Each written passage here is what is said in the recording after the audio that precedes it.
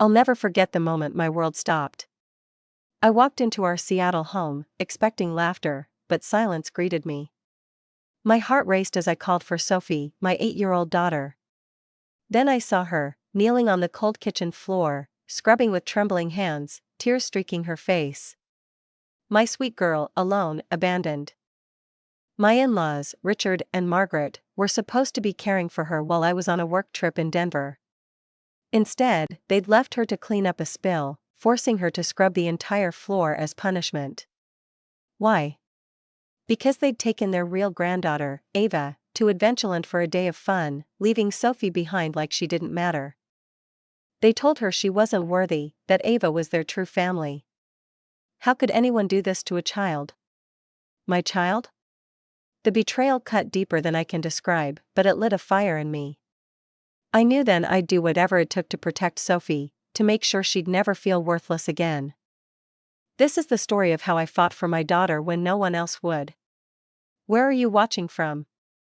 Drop your city in the comments and join me as we dive into a journey that changed our family forever. Stick with me, you won't believe what happened next. My name is Emily Carter, and at 32, I'd built a life I'm proud of in Seattle, juggling a demanding marketing career with the most important role I'll ever have, being Sophie's mom. Sophie's my 8-year-old daughter, a bright, curly-haired girl with a laugh that lights up any room. But her story began with heartbreak. When I was 24, my cousin, my best friend since childhood, died in a tragic car accident along with her husband. They left behind their 2-year-old daughter, Sophie, with no one else to care for her. I was young, single, and terrified, but I knew I had to step up. Becoming her mom wasn't just a choice, it was a promise to give her the love and stability she deserved. The adoption process was a whirlwind of paperwork and emotions, but holding Sophie in my arms made every sleepless night worth it. She became my heart, walking outside my body. 6 years ago, I met James Thompson at a friend's barbecue. He was charming, grounded, and from the moment he met Sophie, he was smitten. I'll never forget watching him get down on the floor to play with her, doing silly voices for her favorite stories. He never treated her as anything less than his own. When he proposed a year later, he didn't just ask me to marry him. He got down on one knee, holding a ring for me and a tiny heart necklace for Sophie, asking us both to be his family. It was the moment I knew we'd found our forever. After our wedding, James legally adopted Sophie, sealing our bond on paper and in our hearts. We were a family, complete and unbreakable, or so I thought. That's when I met James' parents, Richard and Margaret Thompson. At first, they seemed warm enough, bringing small gifts for Sophie during visits. But something was off. Their smiles never quite reached their eyes when they hugged her. Margaret once commented, "She's a pretty little thing, but she doesn't look much like you or James, does she?" The word stung, like a paper cut you don't notice until it burns. James quickly explained Sophie was adopted, his tone firm and unapologetic, and I brushed it off, thinking they just needed time to adjust to our unique family. After all, not every grandparent bonds instantly, right? Then there was David, James' younger brother, and his daughter, Ava. By chance, Ava was also 8, born just 2 months after Sophie. The cousins hit it off, giggling and playing at family gatherings, their energy infectious. But I started noticing patterns that made my stomach twist. At birthdays, Richard and Margaret would bring 2 gifts, but Ava's was always bigger, shinier, a dollhouse one year, while Sophie got a coloring book. At Christmas, they'd post photos on social media, but only the ones with Ava made the cut. When Sophie spoke, Margaret would sometimes act like she hadn't heard, yet she'd hang on Ava's every word, laughing at her stories. It was subtle, but it piled up, like pebbles in a jar, slowly filling the space. James saw it too. After a particularly blatant Christmas where Ava got a tablet and Sophie got crayons, he pulled his parents aside. "Sophie's my daughter," he said, his voice steady but sharp. "You need to treat her the same as Ava, with the same love, the same attention." They denied everything. "Oh, James, you're too sensitive," Richard said, waving him off. "We love both girls equally. Sophie just seems to like simpler things."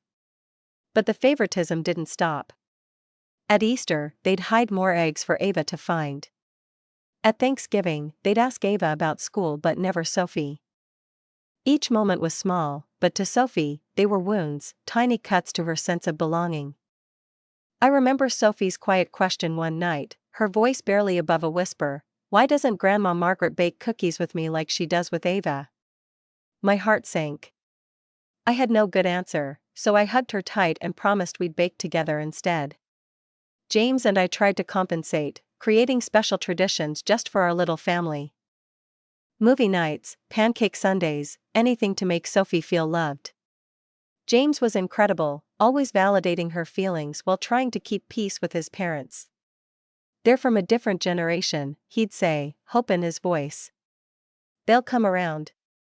I wanted to believe him, but doubt gnawed at me. Still, I respected his faith in them, hoping time would soften their hearts. Looking back, I wish I'd trusted my instincts sooner. There was one moment that haunts me. During a family barbecue, I caught Sophie standing alone, watching Ava and Margaret laugh together. I overheard Margaret whisper to Ava, "You're our special girl, not like Sophie." Sophie's face fell, her little shoulders slumping. I should have said something then, but I didn't. I was so caught up in work, in keeping our family balanced, that I let it slide. That guilt still sits heavy in my chest, a reminder of the signs I missed. I thought I was protecting Sophie by avoiding conflict, but those small moments were building towards something far worse. Our family was a delicate dance, one I thought we'd mastered. But everything changed when a work trip forced me to leave Sophie in Richard and Margaret's care. I had no idea the betrayal waiting around the corner, the moment that would shatter our world and force me to fight for my daughter like never before. Stay with me as we unravel what happened next. It's a story of heartbreak, but also of strength you won't want to miss. Life as a working mom is a constant juggling act, and I thought I had it figured out. But when my boss insisted I attend a critical marketing conference in Denver, my carefully balanced world started to wobble. It was a make-or-break client meeting, the kind that could define my career. I'd been putting it off for months, knowing it meant leaving Sophie, my 8-year-old daughter, for a few days. James, my rock of a husband, assured me he'd handle everything. "Sophie and I will have a daddy-daughter weekend," he said, kissing my forehead as I fretted over my packing list. "We'll build that birdhouse she's been talking about." "Don't worry, babe, we've got this." Sophie seemed excited too, chattering about painting the birdhouse with glitter. I hugged her tight, whispering our usual goodbye, "I love you more than all the stars in the sky." She grinned, replying, "To the moon and back, mommy." I left for Denver believing everything was under control. 2 days before my trip, disaster struck. James got an urgent call from his company's Boston office. A major client was threatening to pull their account, and as senior account manager, he had to go immediately. We scrambled for options. Our regular babysitter was away at college, and our backup was booked. James suggested his parents, Richard and Margaret. "They've been asking to spend more time with Sophie," he reasoned. "This could be good for them to bond." My stomach twisted. I hadn't forgotten the way they favored their granddaughter Ava, giving her better gifts, more attention, while Sophie got leftovers. Those moments, Margaret ignoring Sophie's stories, Richard posting only Ava's photos, flashed through my mind. "I don't know, James," I said, hesitating. "Maybe my mom could fly in from Phoenix." But James reminded me she'd just had knee surgery. "My parents aren't perfect," he admitted, "but they're capable. It's just 3 days, and I'll be back before you." Against my better judgment, I agreed. We were out of options, and I clung to the hope that one-on-one time might soften their hearts towards Sophie. The morning I left, Richard and Margaret arrived at our Seattle home with their overnight bags. Margaret barely looked at me, scrolling through her phone as she said, "We've got this under control, Emily. We raised 2 boys, 1 little girl will be easy." I knelt down to Sophie's level, brushing her curls. "Be good for Grandma and Grandpa, okay? I'll call every night, and Daddy will be back soon." Sophie nodded, but I saw a flicker of uncertainty in her big brown eyes. I'll be okay, Mommy, she said bravely. I'll help with chores and everything. My heart ached. You don't need to worry about chores, sweetie, I told her. Just be a kid and have fun. I hugged her one last time, fighting the urge to cancel my trip. As I drove to the airport, I told myself it was only 3 days. What could go wrong? In Denver, my days were packed with back-to-back meetings, but every evening, I carved out time to video call Sophie. The first night, she answered, sitting on her bed with her stuffed bunny, Mr. Whiskers. She looked okay but quieter than usual. We had spaghetti for dinner, she said, and watched a movie. I smiled, trying to keep things light. Are you having fun with Grandma and Grandpa? She shrugged. It's okay. Grandma made me pick up my toys twice. She said I was messy. My brow furrowed. Sophie was one of the tittiest kids I knew. Well, their house, their rules, I said, keeping my tone upbeat. Just 2 more days, sweetie. But her small smile didn't reach her eyes, and a knot formed in my chest. The second night, the call was different.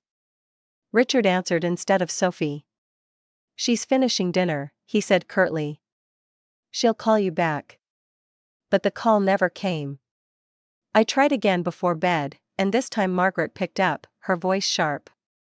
Sophie's asleep, Emily. She was overtired from playing all day. She'll talk tomorrow. I pressed her. Is everything okay? She seemed off last night. Margaret sighed, irritated. She's fine. You're overthinking it. I hung up, unease settling over me like a fog. Something wasn't right, but I couldn't put my finger on it. I texted James, who was still in Boston. He called me later, sounding stressed. The client meetings are a mess, he said.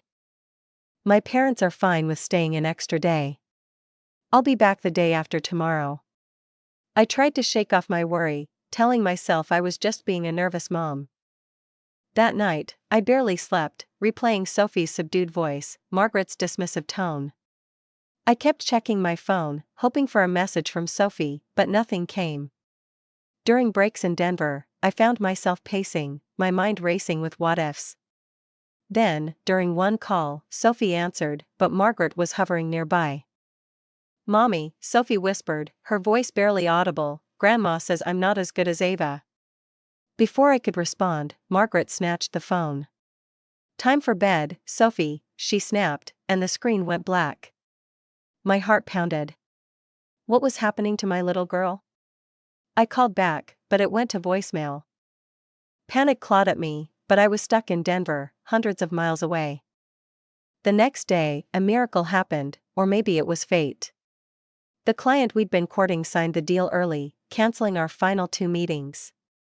I could go home. My colleague urged me to stay and explore Denver, but all I could think about was Sophie. Those awkward calls, her whispered words, Margaret's interruptions, they haunted me. I booked the first flight back to Seattle, deciding not to tell anyone. I wanted to surprise Sophie, to see her face light up when I walked through the door. But deep down, a growing dread told me I needed to be there, that something was terribly wrong. As I boarded the plane, I tried calling the house again, but no one answered. I texted James, heading home early. Love you. He replied, that's great. Still stuck in Boston. Client stuff's a nightmare. Love you both. I stared out the plane window, my mind a storm of worry and hope. I imagined Sophie running into my arms, her giggles filling the house. But that knot in my chest wouldn't loosen. I was racing against an invisible clock, desperate to get back to my daughter. What I'd find when I got home would break my heart and change our family forever. Hang on, because what happened next will leave you speechless. The flight from Denver to Seattle felt endless, every minute stretching my nerves tighter. I'd left for a work trip thinking Sophie was safe with my in-laws, Richard and Margaret, but those strange video calls, Sophie's quiet voice, Margaret's sharp interruptions, had left me restless. When my meetings ended early, I jumped at the chance to come home, imagining Sophie's squeal of delight when I surprised her. But as I drove from the airport, a sinking feeling grew. I texted James, still stuck in Boston, but got no reply from the house. Pulling into our Seattle neighborhood, I noticed something odd. Richard and Margaret's car wasn't in the driveway. It was a Thursday afternoon. Where could they be with Sophie? Maybe the park, I told myself, or grabbing ice cream.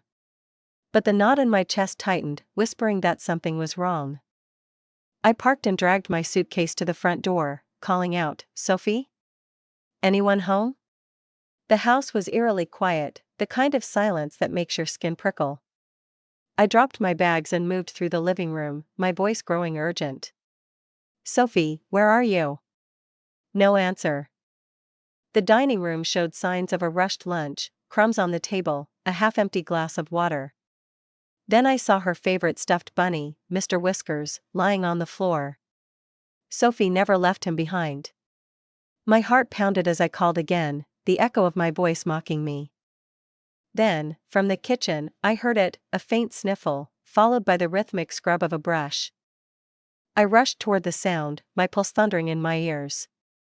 Nothing could have prepared me for what I found. There was Sophie, my 8-year-old daughter, on her hands and knees on the cold tile floor, scrubbing with a large brush, her small hands red and raw. A bucket of soapy water sat beside her, its surface rippling with her effort. Her face was streaked with dried tears, her curls damp with sweat. She wore the same clothes from our last video call, now stained and wrinkled. She didn't see me at first, so focused on a stubborn spot on the floor, her little body trembling with exhaustion. I stood frozen, my mind struggling to process the scene.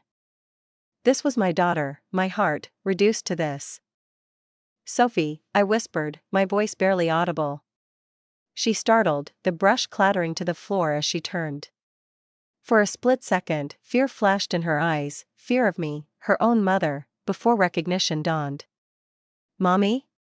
Her voice was small, uncertain, like she couldn't believe I was real. I crossed the kitchen in 3 strides, dropping to my knees beside her, ignoring the soapy water soaking my slacks. I pulled her into my arms, feeling her tremble against me. "Baby, what are you doing? Where are Grandma and Grandpa?" Her lower lip quivered, fresh tears spilling over. "I'm sorry, Mommy. I spilled grape juice this morning and made a big mess. Grandma said I had to learn responsibility, so I have to clean the whole kitchen floor before they get back." My blood ran cold. The whole floor? "Sophie, where did they go?" I asked, dreading the answer. She looked down, her shoulders slumping. "They took Ava to Adventureland, the amusement park with the big roller coasters." I fought to keep my voice steady. "They left you here alone?" She nodded, her voice breaking. "Grandma said I couldn't go because I wouldn't appreciate it like Ava would. She said Ava's their real granddaughter." Those words hit like a physical blow, shattering something deep inside me. My daughter, alone, scrubbing floors, while they treated Ava to a day of joy. I held her tighter, rage and grief warring in my chest. "How long have you been alone, sweetheart?" I asked, stroking her hair. "Since after breakfast," she whispered. "Grandma said they'd be back for dinner, and the floor better be spotless, or no dessert. She told me to think about why I'm so clumsy." Hours. My 8-year-old had been alone for hours, on her knees, believing she deserved this. I felt sick, my mind flashing to every time I'd ignored their favoritism, thinking it was harmless. "Has this happened before?" I asked, forcing calm into my voice. Sophie hesitated, then nodded. "Yesterday, they went shopping with Ava.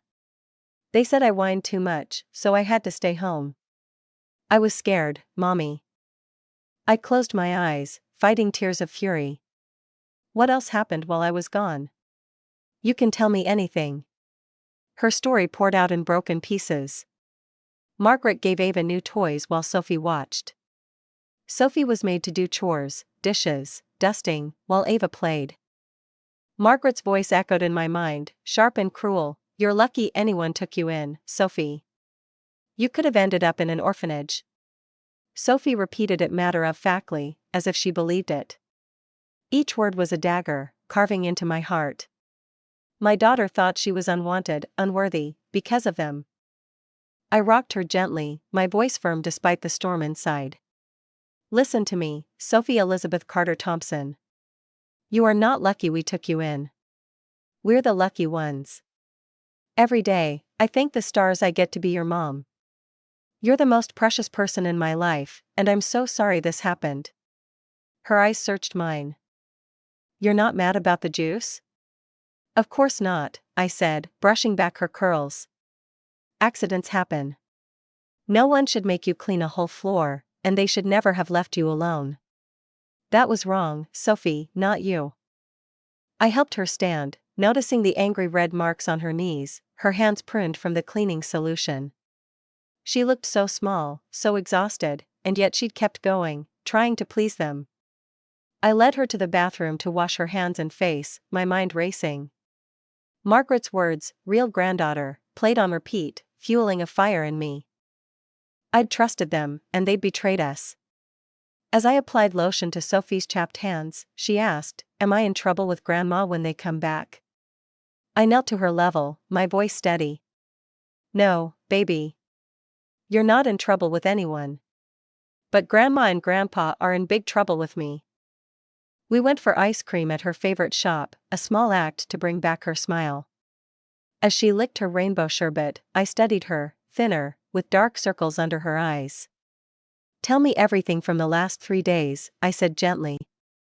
"Even things that might make me sad." Between bites, she described how Margaret scolded her for being out of control when both girls got loud, how Ava got chicken nuggets while Sophie ate a plain sandwich. The picture was clear, this wasn't a one-time mistake. It was deliberate neglect, designed to make Sophie feel less than. My heart broke, but my resolve hardened. This was my daughter, and no one would make her feel unworthy again. I vowed to protect her, no matter the cost. What happened when Richard and Margaret came back will shock you, it's a confrontation you need to hear. Stay with me for what comes next. Finding Sophie alone, scrubbing the kitchen floor while my in-laws took their real granddaughter to Adventureland, shattered my heart. My 8-year-old daughter, trembling with tears, had been abandoned for hours, made to feel worthless because she wasn't their blood. The rage boiling inside me was unlike anything I'd ever felt, but I held it together for Sophie. I took her for ice cream, watching her smile flicker back as she licked her rainbow sherbet. But my mind was racing. Richard and Margaret would be back soon, and I wasn't going to let them waltz in like nothing happened. This wasn't just favoritism, it was neglect, emotional abuse, and I'd make sure it never happened again.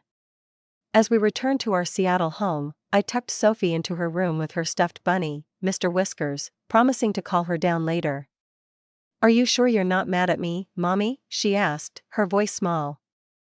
"Never, sweetheart," I said, kissing her forehead. "I love you more than you'll ever know." But Richard and Margaret? They were about to face a reckoning. I paced the living room, my hands shaking as I waited. I called James, still stuck in Boston, leaving a voicemail. "It's an emergency with Sophie and your parents. Call me now." The clock ticked closer to 5:30 p.m., our usual dinner time, and I steeled myself. This confrontation wasn't just for Sophie, it was for every moment they'd made her feel less than, every gift they gave Ava while handing Sophie scraps. I'd ignored the signs too long, but no more. As I heard a car pull into the driveway, my heart pounded. The front door swung open, and laughter spilled in, Margaret's voice, carefree, followed by Richard's chuckle. They hadn't noticed me standing in the living room entryway, my arms crossed, my gaze burning. Margaret entered first, clutching shopping bags emblazoned with the Adventureland logo, her face flushed with amusement park joy. Richard followed, carrying a tired Ava on his shoulders, her hair adorned with a sparkly headband. They were a picture of a perfect day, oblivious to the storm waiting. I cleared my throat, loud enough to cut through their chatter. Margaret jumped, clutching her chest. "Emily, good heavens, you scared me. What are you doing home?" Richard lowered Ava to the ground, his brow furrowing. "Where's Sophie?" he asked, glancing around. I took a deep breath, my voice steady despite the fury coursing through me. Sophie's upstairs, resting. After spending 4 hours scrubbing the kitchen floor alone in an empty house. Margaret's face flickered, guilt, maybe, or just annoyance at being caught, before settling into a defensive frown. "Oh, don't be so dramatic, Emily. She made a mess with grape juice and needed to clean it up. It's called teaching responsibility."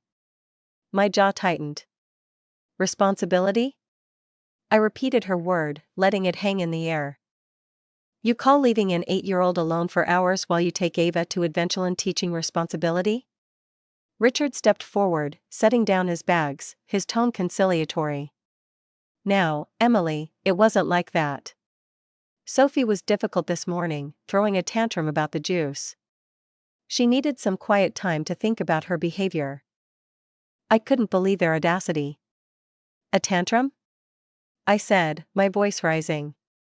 "Sophie told me she accidentally spilled juice and apologized immediately." "And you punished her by abandoning her?" Margaret sniffed, removing her jacket with a dismissive air. "Well, she would say that, wouldn't she? I've noticed Sophie twists the truth when it suits her. Not like our Ava." The casual cruelty of her words hit like a slap, comparing my daughter to their golden grandchild. I forced myself to stay calm, my voice low but cutting. "Regardless of the juice, you left an 8-year-old alone. Do you realize that's legally neglect in Washington state? I could call Child Protective Services right now." That got their attention. Richard's face paled, while Margaret's eyes narrowed. "You wouldn't dare," she hissed. "We were only gone a few hours, and Sophie's perfectly fine. Stop being hysterical." I stepped closer, my voice like steel. "I'm not hysterical. I'm a mother who found her daughter terrified, scrubbing floors on her hands and knees, while you told her she's not a real member of this family." Richard shifted uncomfortably, but Margaret rolled her eyes. "Children exaggerate, Emily. We never said that, not really. Besides, it's just a fact she's not related by blood. We've never hidden that." I couldn't hold back anymore. "She's 8 years old. And she is related, she's your son's daughter. James adopted her legally. She carries your last name. What more do you want?" Richard tried to intervene, his voice softer. "Look, we may have made some poor choices today, but you're blowing this out of proportion. We've been taking care of Sophie all week with no issues." I laughed, the sound bitter. "No issues? Sophie told me everything. How you excluded her from outings, made her do chores while Ava played, gave Ava better food, new toys, more attention. She told me about being grabbed hard enough to leave bruises, being told she whines too much, being left alone yesterday too. This wasn't a one-time mistake. It's a pattern." Just then, my phone rang. It was James. I answered and put it on speaker, my eyes locked on Margaret. "James," she said, her voice suddenly syrupy. "Your wife's making ridiculous accusations. We've been taking wonderful care of Sophie, but you know how challenging she can be. We had to discipline her today." James' voice crackled through, tight with barely controlled rage. "By leaving her alone for hours while you took Ava to Adventureland?" Margaret faltered, but Richard jumped in. "She needed to learn her lesson, son. We wanted to give Ava a special day." "What's wrong with that?" James' response was slow, deliberate, each word heavy. "What's wrong is you abandoned my daughter. You neglected her. You made her feel unwelcome in her own home, unwanted in her own family." Margaret scoffed, her composure cracking. "Oh, please, she's oversensitive, just like her mother. Honestly, James, I don't know what you expected. Blood is thicker than water, after all. It's only natural we have a special bond with Ava." The room fell silent, her words hanging like a confession. Even she seemed to realize she'd gone too far. "What did you just say?" James' voice was dangerously quiet. Margaret stammered, "I just meant," but he cut her off. "I heard you, Mom. And it's unacceptable.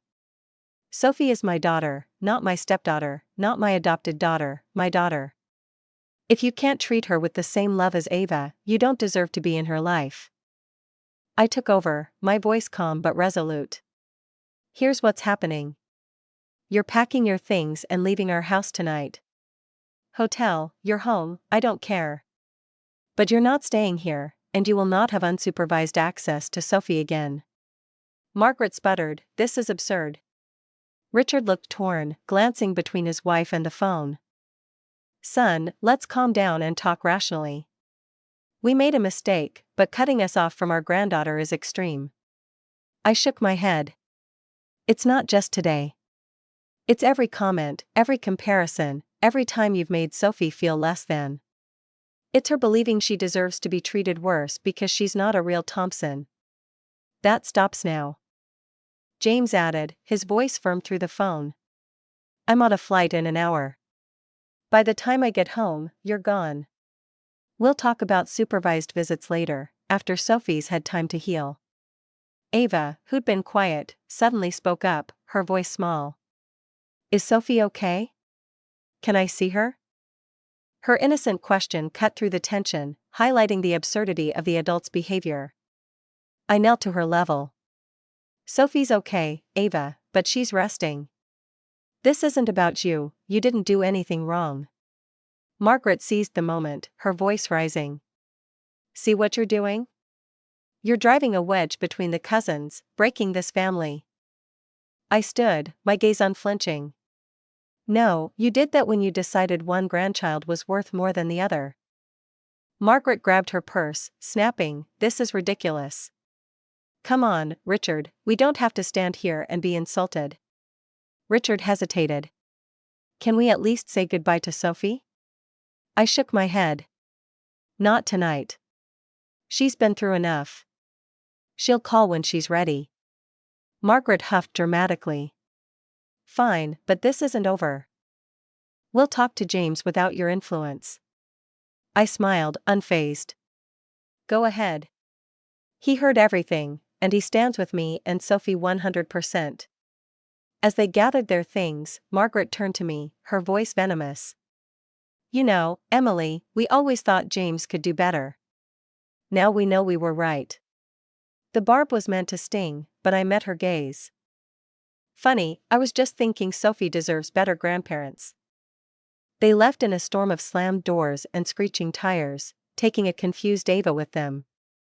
I leaned against the wall, exhaustion washing over me. The confrontation had been a battle, but I'd fought for Sophie, and that was enough. The war wasn't over, family rifts like this don't heal overnight. But as I climbed the stairs to check on Sophie, I knew one thing, no one would hurt my daughter again. What happened next, as we began to heal, is a journey of strength you won't want to miss. Stay with me. Kicking Richard and Margaret out of our home was only the beginning. The real fight was for Sophie's heart, to heal the wounds they'd inflicted on my 8-year-old daughter. Finding her alone, scrubbing floors, believing she wasn't a real Thompson, had broken something in me, but it also lit a fire. Sophie deserved to know she was loved, worthy, and enough, and I'd move mountains to make that happen. After the confrontation, I sat with Sophie on the couch, her small body curled against mine, watching her favorite movie.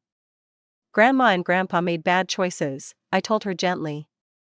They can't stay here anymore, but none of this is your fault. She looked up, eyes wide. Will I still see Ava? My heart ached, she was worried about her cousin despite everything. Of course, I promised. This is about the grown-ups, not you or Ava. As she drifted to sleep, I knew we had a long road ahead, but I was ready. James arrived home just after midnight, his face etched with exhaustion and fury. We sat at the kitchen table, the same floor Sophie had scrubbed now clean beneath us. I poured out every detail, her tears, the red marks on her knees, Margaret's cruel words about real family. James' hands clenched, his voice rough. My own parents. How could they do this to her? We agreed, Sophie's healing came first. The next morning, over breakfast, we had a family meeting, keeping it simple for Sophie. Grandma and Grandpa hurt you with their choices, James said, holding her hand. So they're in a big timeout, and they can't be alone with you anymore. Sophie nodded, her brow furrowed. Are they mad at me? No, sweetheart, I said. They're upset about their own mistakes. You did nothing wrong. We knew Sophie needed more than our love to heal. We found Dr. Sarah Mitchell, a therapist specializing in adoption and blended families. From the first session, her warm, direct approach put Sophie at ease. How did you feel when Grandma said you weren't real family? Dr. Sarah asked, her voice kind. Sophie clutched Mr. Whiskers, her stuffed bunny, and whispered, sad. Scared. Like maybe Daddy would stop loving me someday. James' eyes filled with tears. Never, he said fiercely. Not in a million years. Dr. Sarah helped Sophie name her feelings, giving her tools to process the pain. In parent-only sessions, she explained how children internalize unfair treatment, assuming it's their fault. Sophie's young and resilient, she told us. With your support, she can rewrite that narrative and know she's worthy. Those words became our mission. Therapy wasn't just for Sophie, it was for us too. We learned how years of subtle favoritism had chipped away at her sense of self. Small moments, like Margaret baking with Ava but not Sophie, or Richard praising Ava's schoolwork while ignoring Sophie's, had built a belief that she was less than. Dr. Sarah helped us see how our own guilt, my long work hours, James' hope his parents would change, had let those moments slide. We vowed to do better, to be her shield. To rebuild Sophie's confidence, we created new family traditions. We started Story Sundays, reading books about adoption and different kinds of families, celebrating Sophie's unique journey. We'd laugh over pancakes, telling her how she came to us, not through loss, but through love. Slowly, the light returned to her eyes. We also let Sophie stay connected with Ava, her cousin. The girls hadn't chosen this mess, and their bond was pure. One sunny afternoon, we arranged a supervised playdate at a Seattle park. Watching them giggle on the swings, free from Margaret's toxic favoritism, warmed my heart. Ava hugged Sophie, saying, I missed you. And Sophie beamed, her old spark flickering back. It was proof the problem was never the kids, it was the adults. I wanted Sophie to have that joy, to know family could be safe and kind. Meanwhile, I found strength in a new place, a local support group for adoptive parents.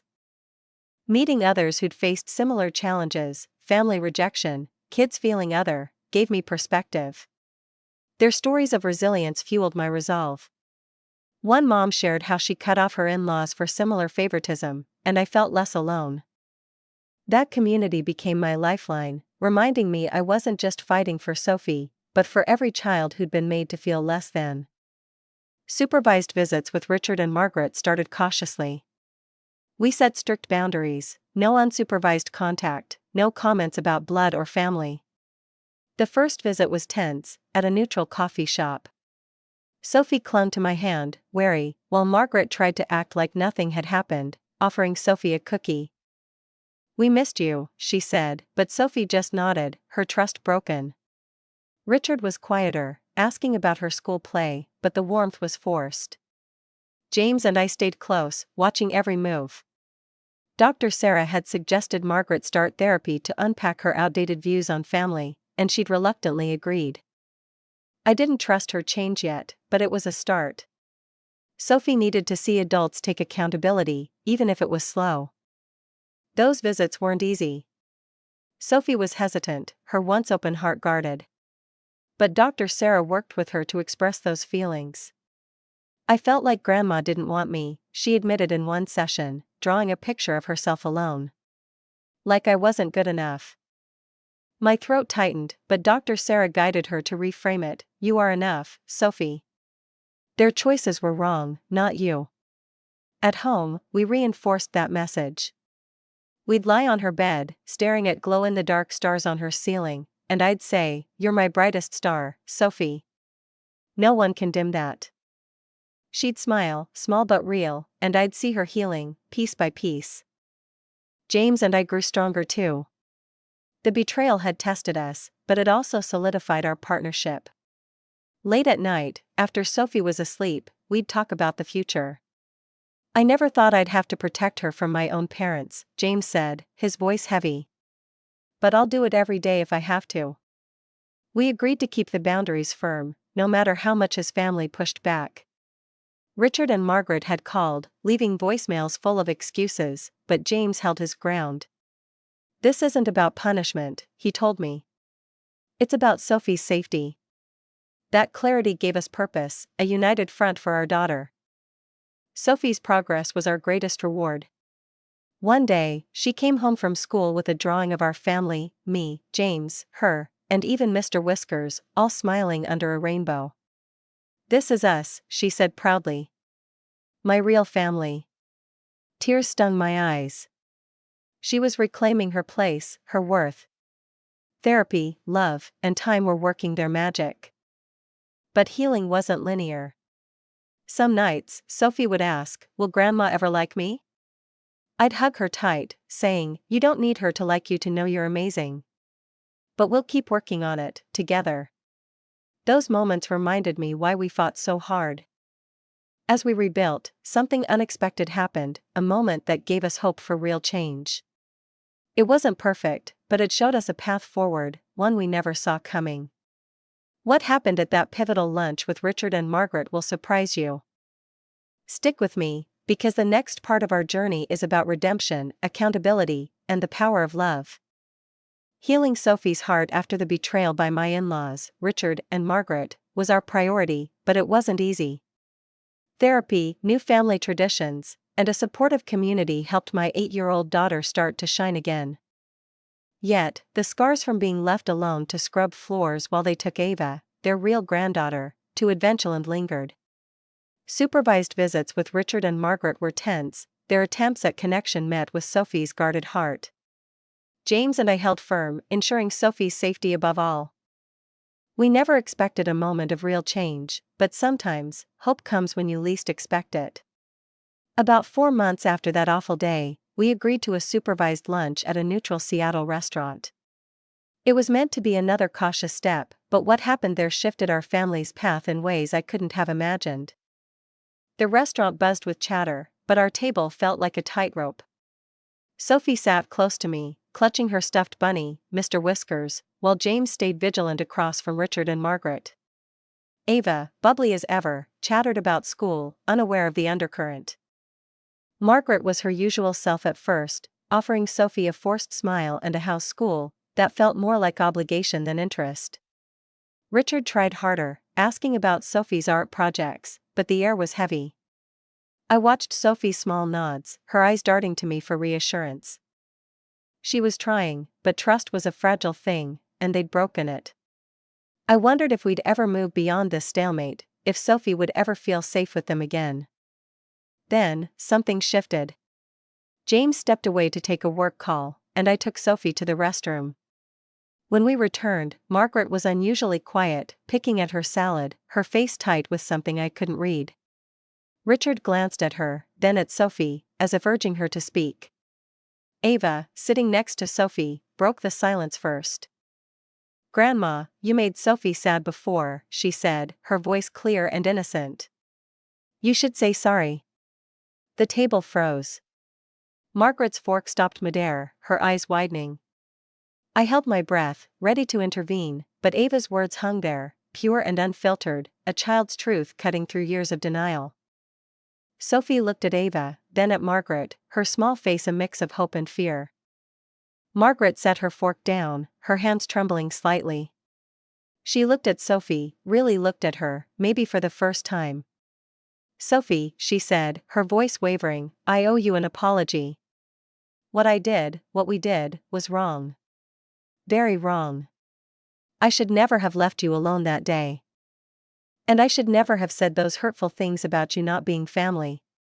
Her words were halting, imperfect, but they carried a weight I hadn't expected. Sophie stared, her grip tightening on Mr. Whiskers, clearly caught off guard. "It's okay," she said automatically, the way kids do to smooth over adult mistakes. Richard shook his head gently. "No, Sophie, it's not okay. Your grandmother's right. We treated you unfairly, and there's no excuse. We're so sorry." I watched Sophie closely, my heart pounding. This was the first time they'd admitted fault, not just to us but to her. I could see her processing, her brow furrowing as she weighed their words. Then, with the courage only a child can muster, she asked, "Why did you do it?" The question was so simple, so direct, it seemed to pierce Margaret's defenses. She exchanged a glance with Richard, her eyes glistening. "I think," she started, her voice barely above a whisper, "I was holding on to old ideas about what makes a family. I thought blood mattered most. I was wrong, Sophie. Being family is about love, and your daddy loves you so much. That makes you every bit as much a Thompson as Ava or anyone else." The words weren't perfect. They didn't erase the years of favoritism or the pain of Sophie's abandonment. But they were a start, a crack in the wall Margaret had built around her heart. Sophie's eyes softened, and she nodded slowly. "Does that mean we can be friends now?" she asked, her voice cautious but hopeful. Margaret's face crumpled, tears spilling over. "I'd like that very much," she said, her voice breaking. Richard reached for her hand, his own eyes wet. Ava, sensing the moment, grinned and hugged Sophie, whispering, "See? Grandma's sorry." Sophie smiled, small but genuine, and for the first time, I saw a glimmer of trust flicker back. I sat there, torn between relief and wariness. Part of me wanted to hold on to my anger, to shield Sophie from any chance of hurt. But another part saw the power of this moment for my daughter, a chance to see adults own their mistakes, to feel valued by the people who'd hurt her. Forgiveness wasn't about Margaret or Richard, it was about Sophie's healing. I thought of our therapy sessions with Dr. Sarah, who'd taught us that healing doesn't mean forgetting, it means growing stronger through truth. This apology, flawed as it was, gave Sophie something to build on. It wasn't the end, but it was a beginning. Margaret's apology didn't fix everything. She'd started therapy, as Dr. Sarah suggested, to unpack her deep-seated beliefs about bloodlines, but change was slow. Richard, always the quieter one, seemed to take it more seriously, asking Sophie about her drawings with genuine interest in later visits. For Sophie, that lunch was a turning point. She carried herself a little taller, her laughter a little freer, knowing her voice had been heard. Ava's role, that innocent push, reminded me how children can teach us what adults forget, to speak truth, to demand better. That day showed us all what family could be, not perfect, but honest, willing to grow. It set the stage for lessons we'd carry forward, ones that would shape Sophie's future and ours. What we learned from this moment, and how it changed us, is something every parent needs to hear. Stay with me for the final part of our story. It's about love, courage, and the family we choose. Sophie's 9th birthday was a day I'll never forget. Our Seattle home buzzed with laughter as family and friends gathered, balloons bobbing in the breeze. Sophie stood at the center, her curls bouncing as she blew out her candles, surrounded by people who cherished her for exactly who she was. James snapped photos, his grin as wide as Sophie's, while Ava, her cousin, cheered beside her. Even Richard and Margaret were there, under strict supervision, offering a carefully chosen gift, a sketchbook for Sophie's art, that showed they were trying.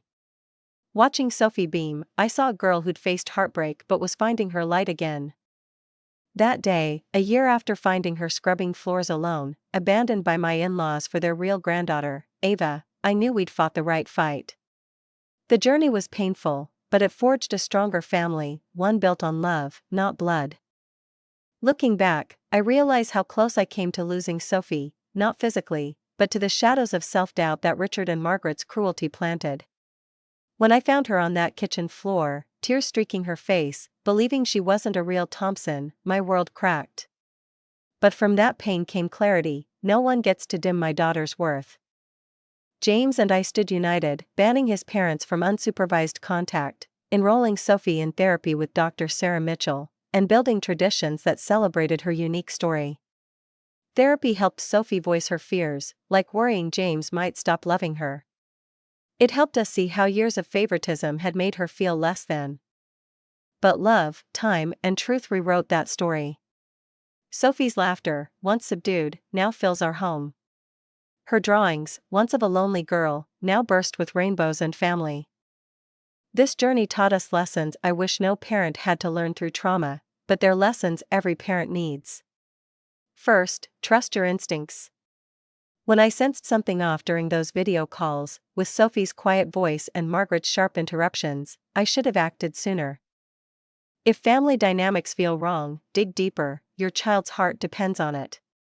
Second, prioritize your child's emotional safety. No relationship, not even with grandparents, is worth their self-worth.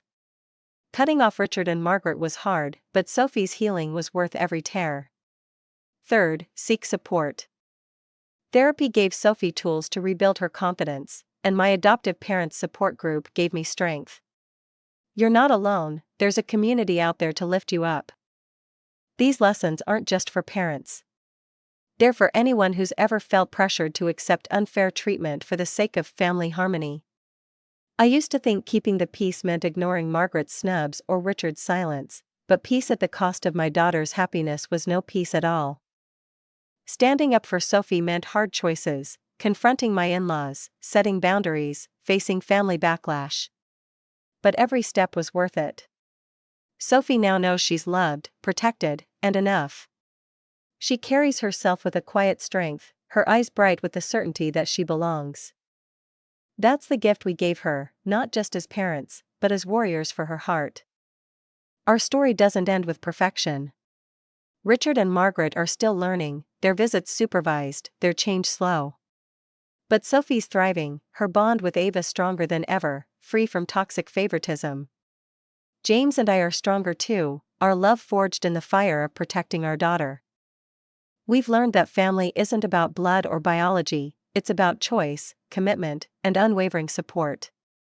Sophie's origin story, born from tragedy, is now one of triumph, a testament to the power of love that fights for what's right. If this story resonates with you, I hope it gives you courage. Have you ever had to set boundaries to protect someone you love? Maybe you've faced family who made you or your kids feel less than. Share your story in the comments, I want to hear it. Your experiences could inspire someone else to stand up, to fight for their loved ones. If Sophie's journey moved you, hit the like button and subscribe for more real stories about family, resilience, and doing what's right. Let's build a community that protects our kids, no matter what. Together, we can show the world that blood doesn't make a family, love does. Thank you for being here, for walking this journey with us. Keep shining, and I'll see you in the next one.